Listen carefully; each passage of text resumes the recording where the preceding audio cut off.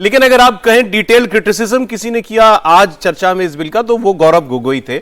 और वो पहली बात जो उन्होंने कही कि ये सरकार झूठ बता रही है देश को कि ये जो मौजूदा कानून था वक्फ का, जिसमें ये अमेंडमेंट लाई जा रही है, वो कोई बड़ा ड्रैकोनियन, बड़ा राक्षसी टाइप कानून था कि जहां उंगली रख दे वक्फ वहां वही जमीन हमारी हो गई, वही प्रॉपर्टी हमारी हो गई, और उसको कोई चुनौती भी नहीं दे सकता, यही बताया गया। तो उन्होंने कहा ऐसा बिल्कुल भी नहीं है, ये पहले भी लोग अदालतें, हाई कोर्ट जा सकते थे, आपने उसको और सुगम कर दिया, इतना ही किया है। नहीं, मुझे लगता है कि अपना पक्ष रखते हुए तो गौरव गोगोई को ये सब कहना ही चाहिए। लेकिन एक तो ये कि देश के सब लोग ये डिबेट सुने जो संसद में, लोकसभा में चल रही है, और दो तीन बातें हैं जिसको पॉइंट आउट करना मैं बहुत ज़रूरी समझता हूँ। मैं बार बार कहता हूं कि इस देश में जो आज की विपक्षी पार्टी है, जो लंबे समय तक सत्ता में रही, कांग्रेस की अगुवाई वाली, इन पार्टियों को फ्रॉड सेकुलरिज्म की गंभीर कैंसर जैसी बीमारी हो गई। ये पूरा मतलब जिसको कहते हैं जैसे कैंसर के मरीज को खून निकालना पड़ता है, हटाना पड़ता है, उससे कम पे ठीक नहीं होने वाले। दो तीन उदाहरण, आज पता नहीं कौन सा संदर्भ वाक्या लेकर अखिलेश यादव हनुमान जी की भी जाति और धर्म कुछ खोजने लगे। हाँ। मतलब कहां जाना चाहते हैं, क्या करना चाहते हैं, ईश्वर जाने। फिर उन्होंने क्या कह दिया, आज उन्होंने प्रमाण पत्र दे दिया जो इस्लाम के लोग भी नहीं दे पाते हैं।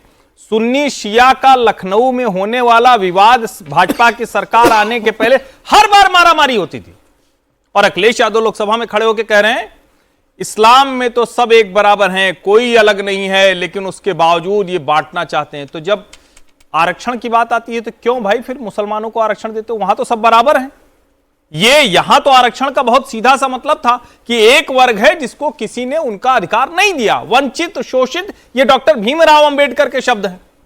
और उससे आगे जरा सोचिए, गौरव गोगोई वहां उपनेता हैं सदन में कांग्रेस की तरफ से, क्या कह रहे हैं, कह रहे हैं कि यही तो सेकुलरिज्म है कि गैर मुस्लिम भी वहां जमीन दे सकता है, वक्फ कर सकता है। इससे बड़ा नॉनसेंस कुछ हो सकता है?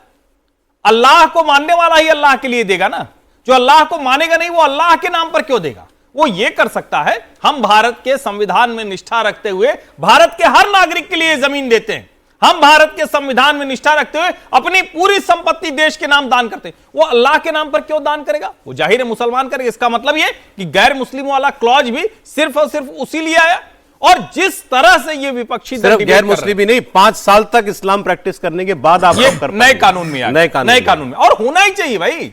जब तक किसी को ऐसे नहीं, और आप जरा सोचिए ना, कहे हमारे घर में आ गया, हमारा मन हो गया, हम चलो सब दान कर दे रहे हैं, क्यों? क्योंकि हम घर में रोज लड़ाई करते हैं, हम अपनी पत्नी से लड़ाई करते हैं, तो हम कहें कि सब हम दान कर देंगे, ऐसे कैसे कर दोगे भाई?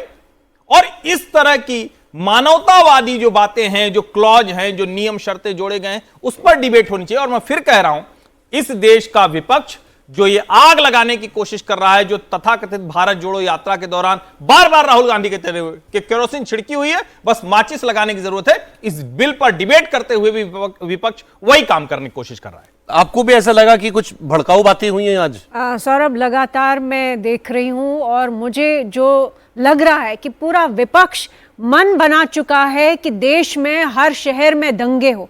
जिस तरह के भड़काऊ बयान दिए हैं विपक्ष ने आज, वो ये दिखाता है कि इनको फ्रस्ट्रेशन है, इनको ये मंजूर नहीं है कि कोई भी रिफॉर्म बिल जो देश में आ रहा है, कोई भी जो लेजिस्लेशन हो रही है जिससे किसी भी समुदाय का भला हो, वो ना हो।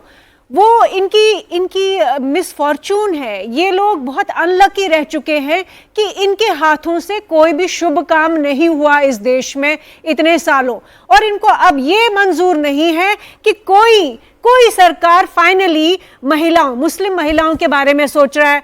कोई सरकार जो है, जो बोहरा समुदाय है, शिया जो समुदाय है, जितने भी अल्पसंख्यक जो इस्लाम के अंदर है, जो मुस्लिम सोसाइटी के अंदर है, जिनके साथ गलत हुआ है 75 साल, इनको ये मंजूर नहीं कि उनकी कोई बात खड़ी करी।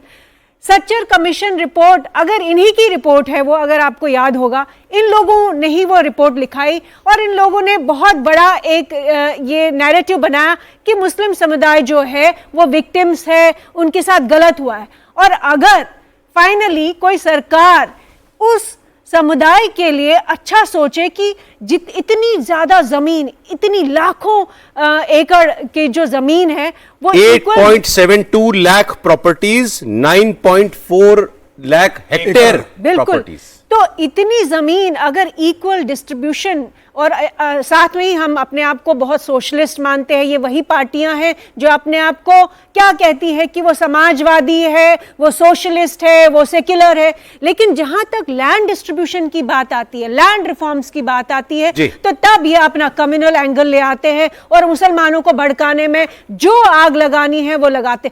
पर मुझे लगता है मुसलमान जो आज का भारत में है वो समझदार है, इनके भड़काऊ बयानों से उसको कोई असर नहीं होने वाला है।